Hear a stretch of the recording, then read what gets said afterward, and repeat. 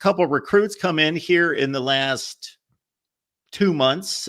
One would be a quarterback in Kevin Spurry, 30th rated quarterback in the country. Well, depending on your service, in that range, Oklahoma City. Then you got Ryan. I do not want to. Is that Foje? It is. Yes. Great work, Mark. Okay. Great We'll work. take it. Nailed it. 8th rated top 10 offensive tackle. Again, depending on your service, there are 3 or 4 major services out there. Top 100 player in the country out of Cypress, Texas. Your thoughts about where the recruiting stands for OU?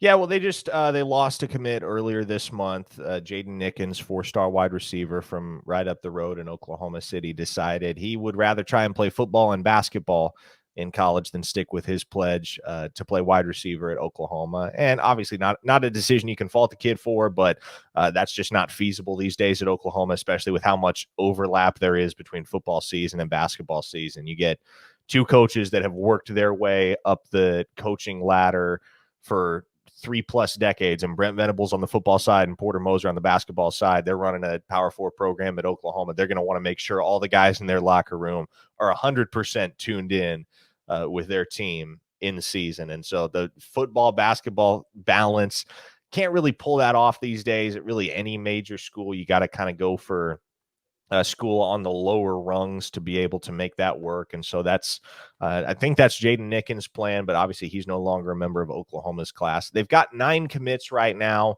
It's a top 10 class as things stand in the 2025 cycle. Sperry has been committed for over a year at this point. He was the OG pledge in the class for Oklahoma, the one that kicked it all off.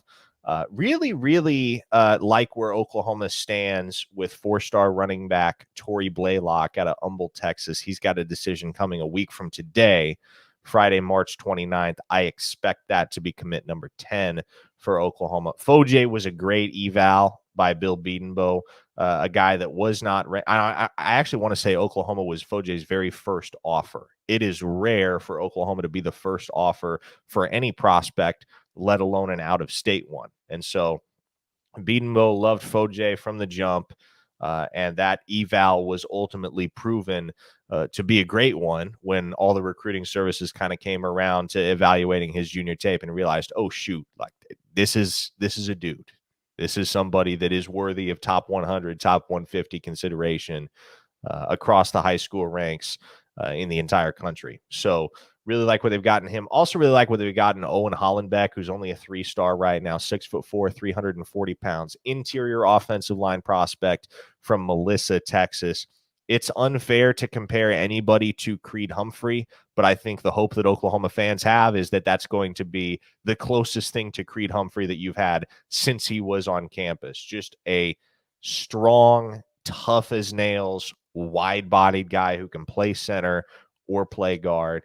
He has been dominant in every single setting I've seen him in, and I think he's criminally underrated right now. One of those guys that probably takes a few jumps up the rankings at some point throughout the year. So, yeah, those are the guys to me that I'm most impressed with thus far in this cycle for Oklahoma in the 2025 class. Again, they're not too far away from making another few additions. Also really like where they stand with Malik Hawkins, who's going to be committing in early April, the younger brother of Michael Hawkins, who obviously is Oklahoma's true freshman quarterback and the QB of the future when the Arnold era has come and gone.